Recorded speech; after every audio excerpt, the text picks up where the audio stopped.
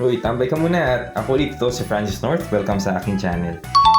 So sa video na to, gagawa tayo ng DIY, ayun nga, homemade pizza, no?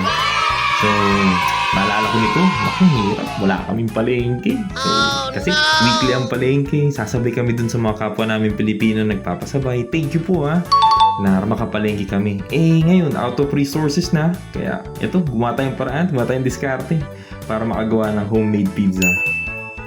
So yun nga, gagawa tayo ng pizza dito. Si Primo talaga nag-request nito Siyempre, wala pa kaming sasakyan ng panahon na to. Wala naman kaming gagamitin para makalabas. Gabi na. Nagtingin-tingin tayo sa ref. At ayun nga, nakita ko meron pang keso. Tapos yun, may natira akong harina. At ayun, posible nga makakagawa tayo ng pizza. Ang ugali ko kasi, o nakasanayan ko, bumili lagi ng harina. Dahil, di ba nga, weekly ang palengke, di ka naman basta-basta makalabas para bumili ng tinapay. Gusto ko lagi may tinapay. Ang ginawa ko, bumili ako ng harina. Imbis na bibili ako ng sliced bread or mga na-bake na mula sa tindahan, may shelf life lang yun na 3 to 5 days, di ba? Medyo, actually 2 days lang, tapos medyo matigas na yung tinapay, hindi na pwede yung mga tinapay dito. Kaya yung ginawa ko, muna ko harina para every time na balak namin magtinapay, o kaya gusto ko kumain tinapay, gagawa lang tayo. Mabilis lang dito May tubig ka lang, harina, konting asin, ayun na, may tinapay ka na. Kaya yung natirang pizza, yung natirang harina, yan ang ginawa nating pizza doon. So, napaka-basic lang ng ginawa natin, makikita nyo naman. Sama-sama lang natin lahat ng ingredients, harina, tubig, konting asin, tsaka kung ano pang natira na kailangan para sa paggawa ng pizza dough na to.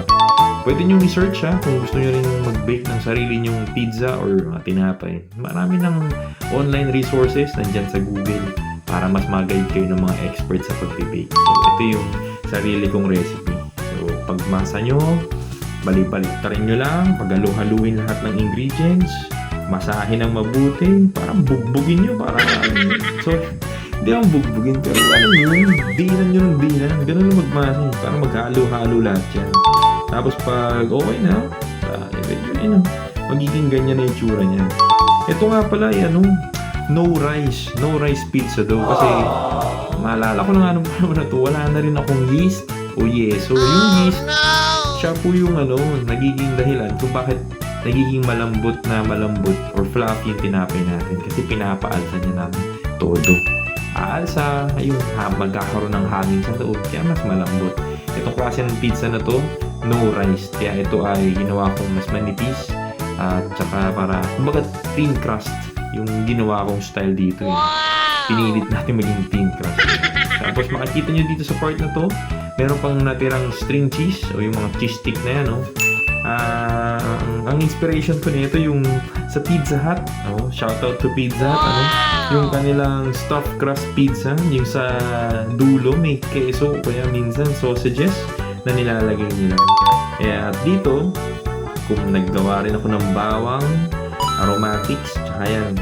At dito sa part na to, binubudbura natin ng keso. Makikita nyo na kung anong flavor ng pizza, obvious na siguro, Ayan. Budbud lang, damihan natin. Goods naman yun.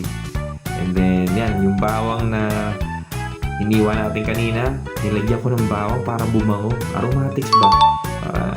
Garlic cheese ang flavor ng pizza natin. From here, ayan, nagsiset na tayo ng oven natin. Preheat na natin for 25 degrees Fahrenheit. So, ayan yung pizza natin. Dalawang nga pala yung nagawa natin, So, dalawang cheese flavored pizzas. Gumamit din pala ako ng parchment paper para dito sa pizzas na to kasi budget meal lang yung ating pizza pan ating madikitan ng ginawa nating dose. So, para maprolong pa o mas mapahaba pa yung gamit niya. So, ayan na. Mainit na yung oven. Sinalang na natin. Pinagtabi ko na lang para isang salangan lang at maluto na kagad. Kasi gutom na tayo ng mga panahon na to Yan, i-bake lang natin sila. Tapos, ayan na. Alam ko dito sa part na to, luto na Nandito na yung bata, nakaabang na So, ready na.